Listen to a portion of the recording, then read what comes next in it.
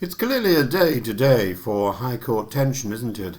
Because we're making British legal and political history. A High Court case is unfolding at the moment which may determine the future of lawful protest, the limits of state power, the boundary between political conscience and criminality.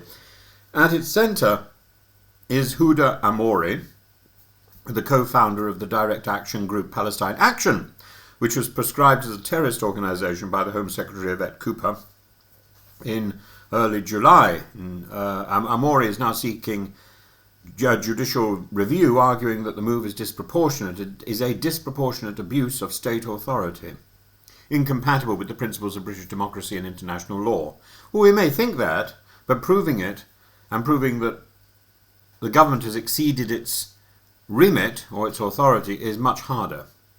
Founded in 2020, Palestine Action has campaigned against companies linked to the Israeli arms trade, in particular Elbit Systems, which it accuses of manufacturing drones used against civilians in Gaza, and their tactics have included spraying red paint, damaging property, blocking entrances, and most infamously, breaking into RAF Brize Norton, where they allegedly caused £7 million worth of damage to 2 Voyager aircraft, both of which took off a few days later.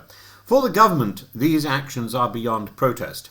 They constitute serious criminal damage. More than that, under the broad provisions of the Terrorism Act 2000, they may amount to terrorism, which includes using or threatening serious damage to property to advance a political cause. Yet the legality of the ban is now being fiercely contested in court. Reza Hussein, KC, representing Amouri, argued that the prescription is repugnant to the tradition of the common law and makes Britain an international outlier.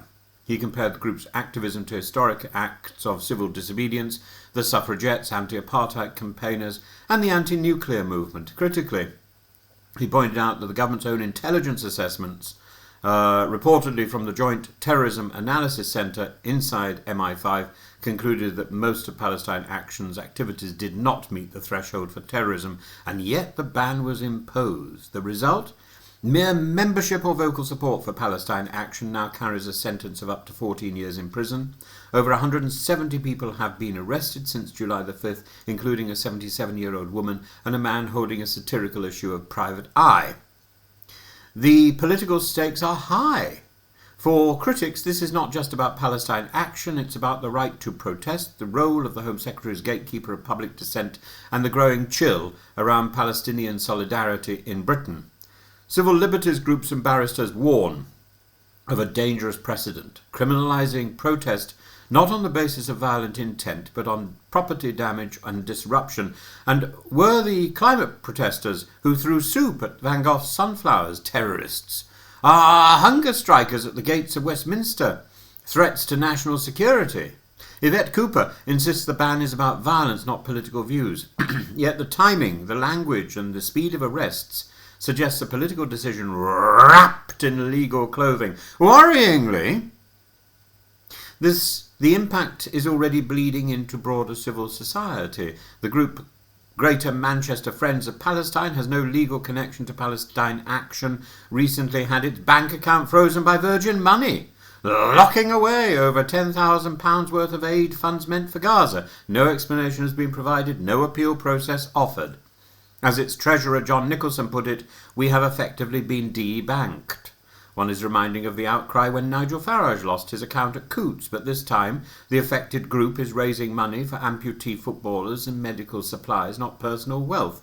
And this raises a profound question. Is the state now using counter-terrorism mechanisms to starve protest movements of oxygen and funds? What happens when moral protests cross into illegality? Civil disobedience by its nature often does. But when illegality becomes terrorism, the consequences are stark. Speech is chilled, protesters become pariahs, and the law risks becoming a weapon, not a shield. Are there better ways to police Palestine Action than terror laws?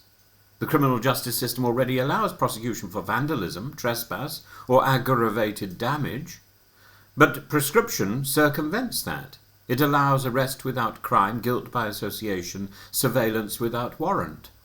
This is the real danger. Not Palestine Action's paint, but the precedent it sets that principles protest may one day be equated with terrorism, depending on the politics of the Home Secretary.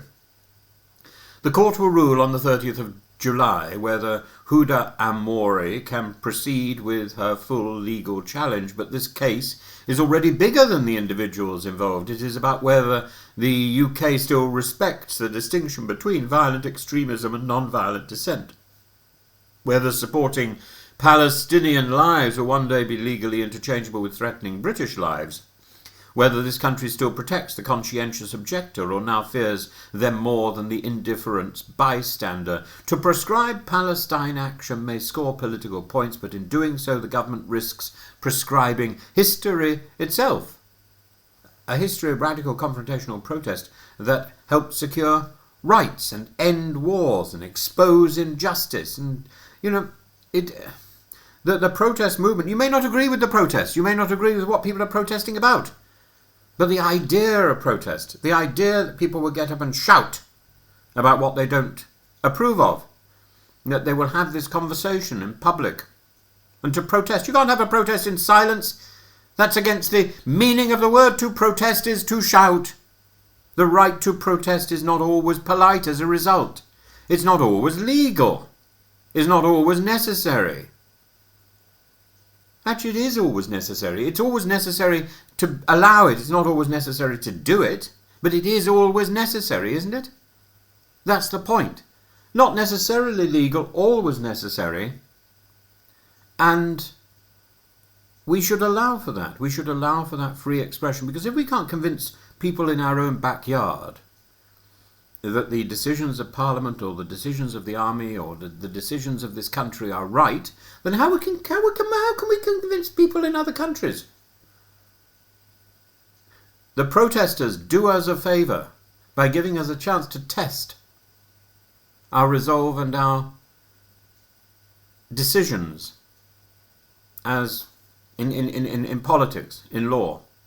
They give us an opportunity to consider the merits of our case. The protesters are important in the same way as His Majesty's loyal opposition is important. If we don't have protesters, we can't look properly at what we're doing. If we don't have a proper opposition, the government falls to pieces, as we are seeing at the moment.